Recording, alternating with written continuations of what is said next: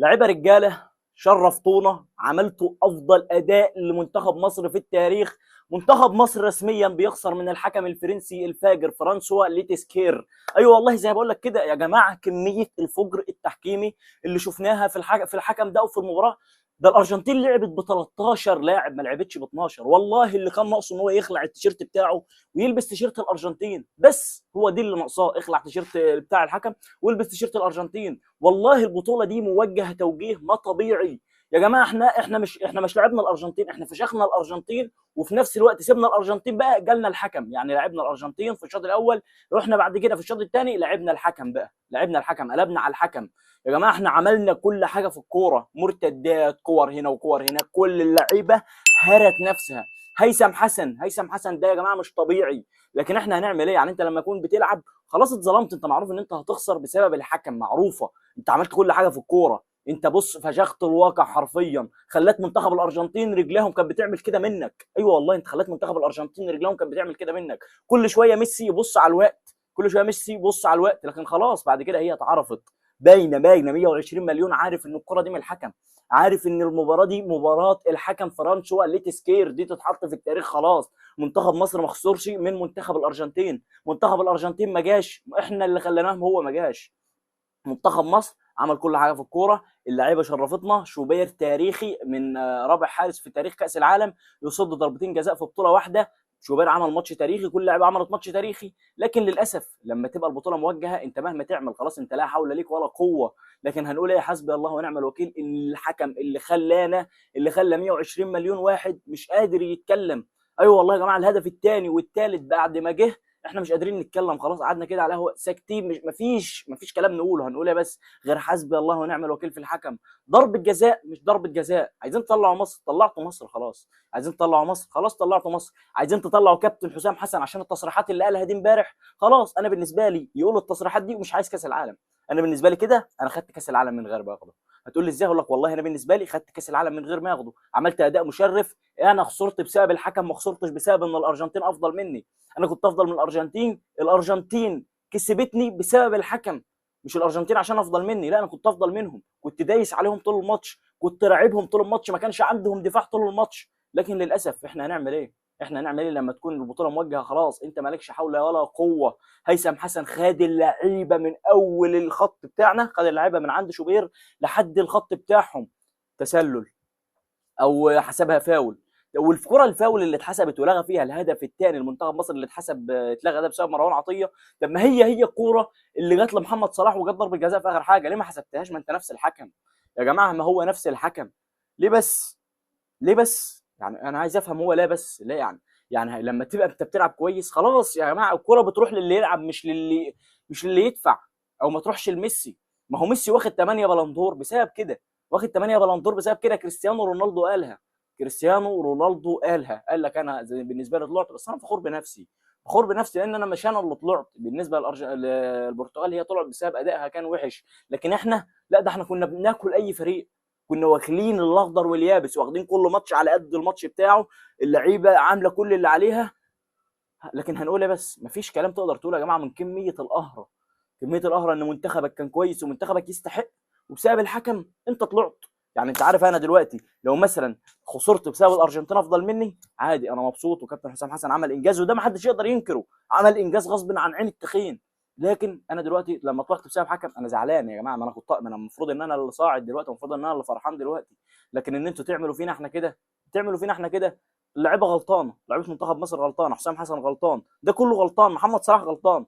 هتقول لي ليه غلطانين؟ هقول لك انت لقيت نفسك مظلوم، فاضل 3 دقائق اخرج من كاس العالم يا حبيبي، مش عايزين، احنا كده كده طلعنا، اطلع انسحب. هتقول لي هيطردوك من الماتش، يا عم مش عايزين البطوله، عادي عادي، لكن طلعنا بشرفنا، واحنا كده طالعين بشرفنا. احنا دوسنا على الارجنتين، ايوه والله دوسنا على الارجنتين، خلينا الارجنتين مش عارفه تتنفس، خلينا الارجنتين مش عارفه تعمل حاجه فينا، ميسي مش عارف يعمل حاجه. هتقول لي هم جابوا هدفين والهدفين دول كويسين، اقول لك هو ده، هم دول هدفين بسبب ايه؟ بسبب ان الحكم بيضغط عليك، مش عايز يدي اللاعب من الارجنتين بطاقه صفراء، مفيش حاجه خالص بيديها اللاعب من الارجنتين. طب لاعب من منتخب مصر نفخ بس يعني ايه، اتنفس بس جنب لاعب من الارجنتين، انذار. طب حسام حسن بس بيشاور كده، انذار. طب ده بيتكلم اللي هو مدرب الحراس، طرد. ايه يا ابني، ايه يا ابني كميه الفجر اللي انت بتعمله ده؟ حرام عليك، حرام عليكم كميه الفجر اللي انتوا بتعملوه ده. زيكو عمل بطوله للتاريخ، شوبير عمل بطوله للتاريخ، لعيبه حرام والله ان هي تطلع، والله لعيبه حرام ان هي تطلع يا جدعان. لكن هنقولها، بس هنقولها لما الامر ما يكونش في ايدك، لكن في الاول وفي الاخر ده كله عند ربنا. لكن هنقول لا حكام كفار ولا لعيبه كفار، ميسي ابن الوسخه دي، ده انت هتعمل ايه لما تكون انت بتلاعب منظومه؟ ايوه والله منتخب مصر ما كانش بيلاعب فريق وما كانش بيلاعب منتخب، منتخب مصر كان بيلاعب منظومه، منتخب مصر كان بيلاعب الفيفا، كان بيلاعب منظومه بحالها، ما كانش بيلاعب منتخب. منتخب الارجنتين كان واقف معاه الحكم، كان واقف معاه الفيفا، وكانوا اللعيبه بتاعتهم ما كانوش يعني الحكم، والله المفروض رجل المباراه هو الحكم، رجل مباراه الارجنتين ومنتخب مصر هو الحكم. المفروض مش اللي ياخد رجل المباراه مثلا شوبير، لا المفروض يدوها للحكم. هم هيدوها لميسي، لكن انا بقول لك المفروض الحكم اللي ياخدها، لان منتخب الارجنتين لعب ب 13 واحد، ما لعبش ب 12، والحكم كان افضل لاعب في المباراه بالنسبه للارجنتين. كلنا طبعا عايز اقول لك ان احنا اللعيبه بتاعتنا شرفتنا، عملت كل اللي عليها، بطوله للتاريخ ما حدش هيقدر ينكر ولا حد يقدر ينساها. اللي ينكر ده كله تحط جزمه في بقه وخليه يسكت. ما حدش يقدر ينكر ان كابتن حسام حسن حول منتخب مصر، خلى منتخب مصر كل الفرق الاوروبيه مرعوبه منه، سواء بلجيكا سواء الارجنتين. الارجنتين مخصوص انت راعبت الارجنتين، سجلت فيهم هدفين وسجلت فيهم 3 اهداف.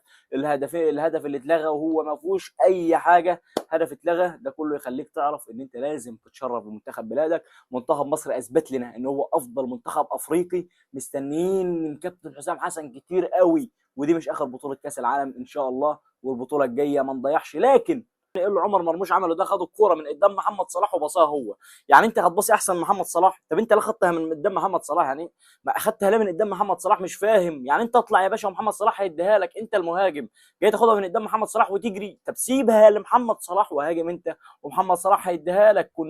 كنا خلاص خلصنا من الزيطه دي كلها. 3-0 كانت هتقطم ظهرهم، لا كان بقى هيجي حكم ولا بتاع. يا جماعه احنا سيناريو ما حدش عارف يتخيله، والله سيناريو ما في واحد جاي في دماغه كده. السيناريو ده سيناريو مش طبيعي، مش طبيعي، مش عارف اجيبها لك منين ولا اجيبها لك منين. يا جدع ده في الصحفي، اكبر صحفي في اسبانيا، اكبر صحفي في اسبانيا شغال في صفيحه الاسبانيه، طلع وقال لك اللي بيحصل ده مش طبيعي، اللي بيحصل ده يخلي المنتخبات اللي هتقابل الارجنتين تفكر ان هي تنسحب قبل ما تلعب الارجنتين، اريح لها. ايوه والله طلع قال لك كده بعد الماتش، طلع في تصريح على بي ان سبورت، قال لك ان المنتخبات اللي تقابل الارجنتين بعد كده بتفكر ان هي تنسحب احسن من الكلام ده كله. قال لك ضربه جزاء اللي اتحسبت دي مشكوك فيها، اللي هي اتصدت، نفس ضربه الجزاء، نفس الكوره اللي انا قلت لك عليها بتاع مروان عطيه، هي الكوره بتاع محمد صلاح وما اتحسبتش لمحمد صلاح، واتلغى الهدف بتاعنا بسبب الكوره بتاع مروان عطيه. لكن في الاول وفي الاخر احنا عملنا اداء مشرف في كاس العالم، ونسقف للاعبتنا ونسقف لجمهورنا والكابتن حسام حسن. كلنا عملنا اداء تاريخي يتحسب لمنتخب مصر والحسام حسن. وخلاص انا بالنسبه لي انا كسبت الماتش ده، ما خسرتش الماتش ده، والحمد لله على كل ده. كابتن حسام حسن خلانا زعلانين ان احنا ما كسبناش الارجنتين. شوف يعني سبحان الله، والله حالنا اتغير 190 درجه مع كابتن حسام حسن، من منتخب كان بيتمنى ان هو يعدي منتخب بلجيكا، لمنتخب زعلان ومقهور ان هو خسر من منتخب الارجنتين. لكن ده كله باذن الله نعوضه في بطوله افريقيا الجايه. استنونا بقى في افريقيا، احنا خلاص طلعنا من كاس العالم، استنونا في افريقيا، استنونا.